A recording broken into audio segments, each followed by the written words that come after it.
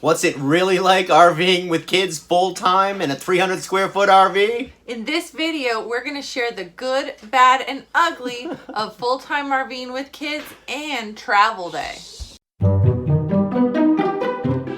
Welcome back to the RV Odd Couple. My name is John. And I'm Mercedes. Long story short, we sold most of our possessions in pursuit of freedom, independence, and adventure. Because life is so short. It is. And in this video, we are going to talk about a topic that we had a really hard time finding information about. You can't find it anywhere. And I think there's good reason for that. You know, we started searching for videos on RVing with kids, and we noticed that a lot of RVers on YouTube don't have kids.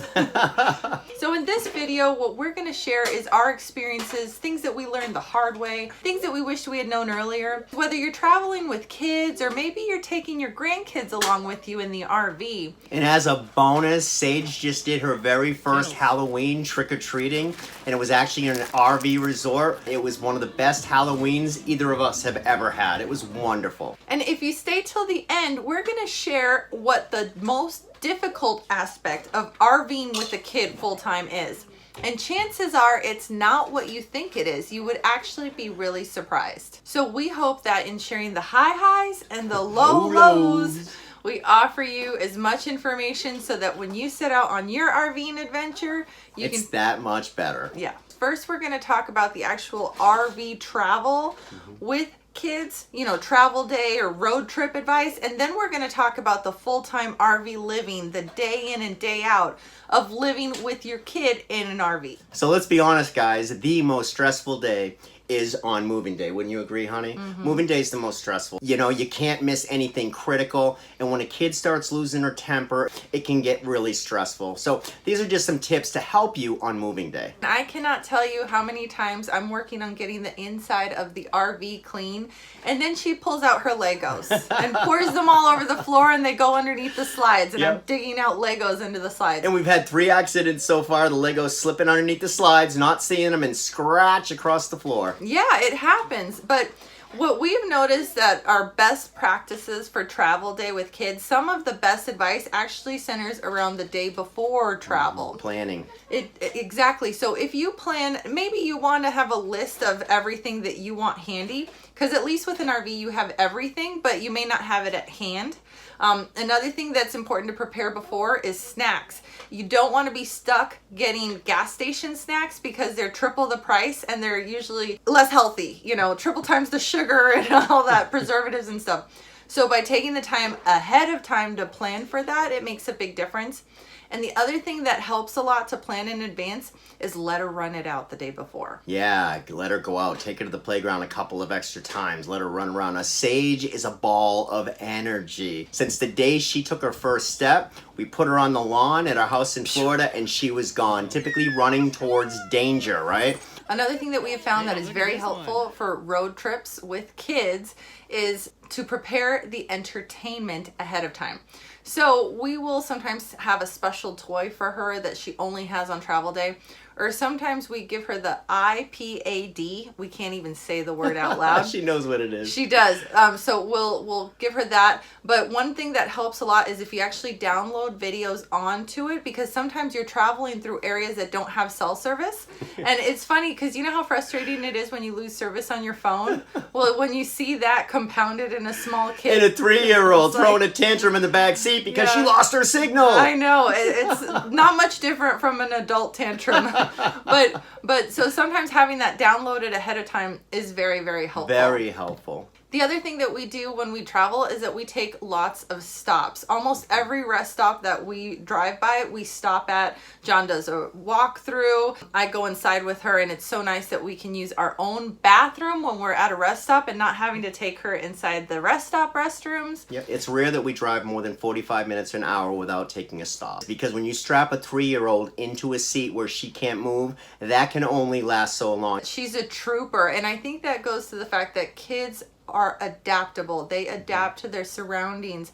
And especially if they see you handling travel day, and if you're calm, she will just absorb that energy. And so I think that she's a trooper on travel day because we're troopers on travel day. We don't make a big deal out of it. If we need to stop, we stop and we take care of what we need to take care of. And if she's not happy and if she's crying, but she's safe and everything is taken care of, unfortunately, sometimes the safest thing for her to do is to cry in the car seat. Exactly. At least she's safe and she can't get into any harm. Right. Because sometimes you just can't make your kid happy, and usually that's a sign that it's nap time.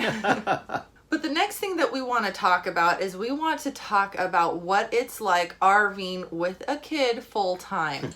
And there are some really high highs to this and some really low lows. Yeah, you can have some tough days in the RV, especially when it's been raining for a few days. And that's probably the first thing that we would recommend is try to be proactive with cabin fever. There are going to be some times where the weather doesn't let you go outside and play. Right. So if you can at least go in the truck and take a drive, even if it's at a grocery store where the elements can't get to you. Right. But just get out of the house. Get out of the house for a little while. On nice days, we love to take Sage for a walk, and typically to the local playground. Most of the TT resorts that we visit have a playground.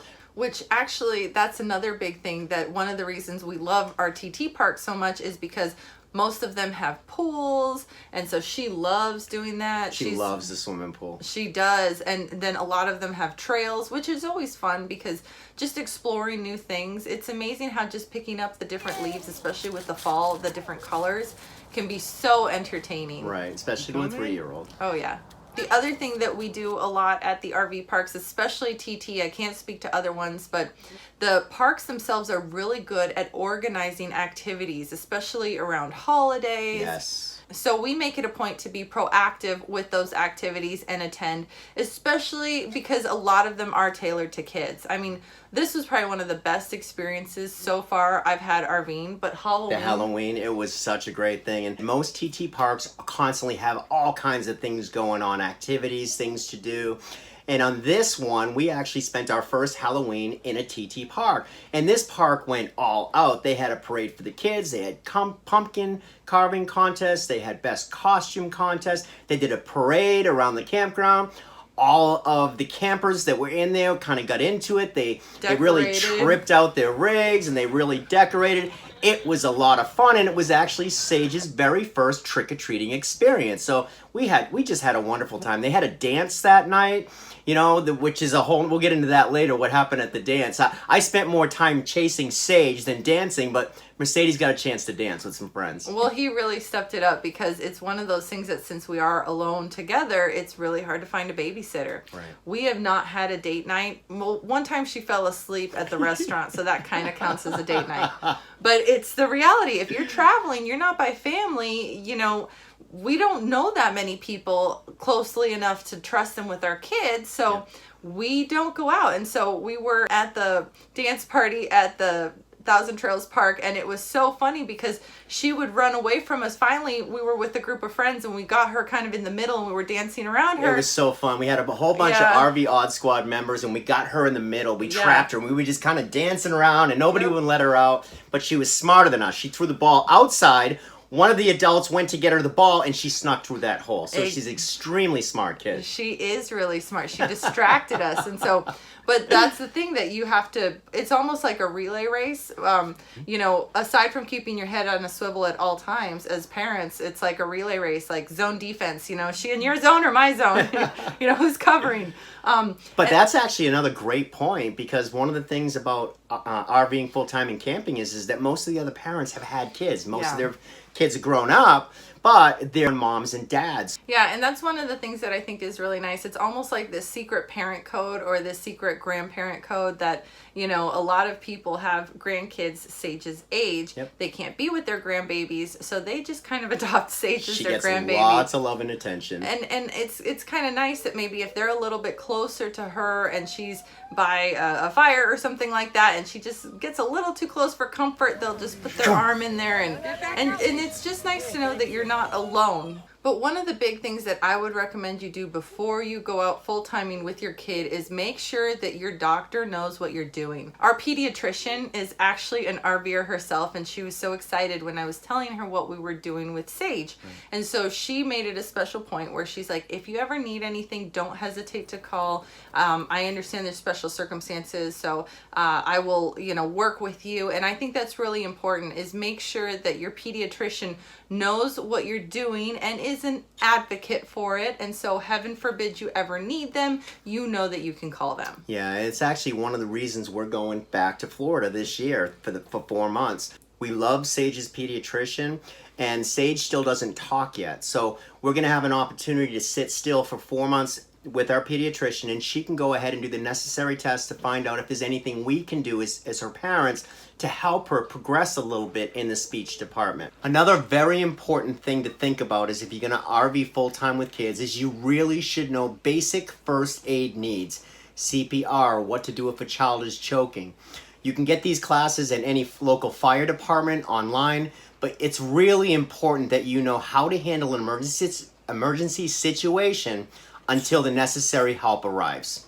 Yeah, especially if you're boondocking and that sort of thing. I mean, we tend to stay in an RV park, so there are people around, but we don't always have cell service. Exactly. So have a basic first aid kit. Know the basics of tourniquets and stopping bleeding if you need to. These are basic things that you really need to understand if you're going to full-time RV with kids. The biggest thing that I think helps us when we're full-time RVing with this young child is to go outside. And in these parks, it can take on many forms. A lot of the Thousand Trails parks have pools, but we also sometimes have a blow-up pool with us that we bring around, and she absolutely loves it. It's really small. We'll just hang out outside with her. So that's something that I would get if you have a small child that may not be quite pool aged. Yeah. Blow-up pools are easy. They don't take up very much space. They weigh nothing, and Sage loves swimming. So we always have a little blow-up pool on board. And then the other thing that I would recommend that you wouldn't think about is chalk, because a lot of these RV pads have concrete pads, and chalk is a really fun activity to play with, and even the grown-ups kind of can play a little bit with the chalk. It's really fun. The other thing that we do that helps us a lot is that of all the cartoons out there available in the cartoon space for little kids, I have intentionally shown Sage a lot of PBS cartoons. And the reason I have done that is because we have an antenna that we can get local stations on our RV. And so one of the things I quickly noticed was that PBS is everywhere. I don't have to stress about, do they have this network here? Do they have this network there? And it's free. The other thing that I did was I also got DVDs of her favorite PBS cartoons. Now that has its pros and cons. Be prepared to memorize the DVDs verbatim, but that and hum along with the songs constantly, and people will be looking at you when you're walking by. But it helps a lot because sometimes you don't have a good Wi-Fi, and the last thing that you want to do is use what little data you have to be streaming cartoons. Now every situation is different. We can't speak to those families with multiple kids in the sense that we don't have multiple kids. And there's pros Thank and God. cons. I know there's pros and cons, right? But one of the downsides of just having one is that we have to make her playtime with other young kids a priority. Well, I'm a young kid. I mean, up here anyways. Yeah, but that yeah, they're at the same level. No, I'm kidding. But really we have to take that extra step to find her kids that she can play with. Right. One of the hardest things we've had to deal with is doing this YouTube channel with Sage. She seems to know right when we start shooting. We set the camera up, we start to shoot, and then for some reason she knows to act up. But it's one of the things that if it were easy, everyone would do it. And the benefit to what we're doing is that we're kind of chronicling our journey, but we're also helping people at the same time because we're sharing information that we wish we had known. That's why we record so much inside our RV. So I know you're tired of looking at our fridge. Tired of seeing the fridge. I know you like the donuts, yeah. But sometimes this is the best we can do. We know that over time she's going to become older and more mature. Just like I will, and we'll be able to shoot more outside as we venture along on our full-time RVing journey. Yeah, it's like everything. It's a progress, not perfection. Right. And so you just have to take it one little step at a time. And ultimately, what matters most is that she's safe and that we can kind of keep our eye on her while we're doing this. The ability to go to sand dunes with your child, go to Yosemite with your child, I mean, see these amazing things is such a blessing. But make no mistake, kids will Comes ruin with its challenges. Yes, kids will ruin plans. There have been many times that we had plans to go hang out with friends and sit by the fire, and there was just no way that we could take her out. There just wasn't. So one of the pros is that we're always together. And one of the cons is that we we're are always always together. So we've had incredibly wonderful times, and we've had some incredibly low times. But we go through it together as a family. The highs and the lows are both two sides of the same coin. And in the next video, we're going to show you a once-in-a-lifetime chance that we had to witness firsthand. These Stellar Jays built a nest on our RV. So we got to see them laying the eggs hatching, the baby eggs growing, and we even got to see them flying for the first time. It was an incredible adventure that we never would have gotten to enjoy had it not been for RVing. So enjoy the next video.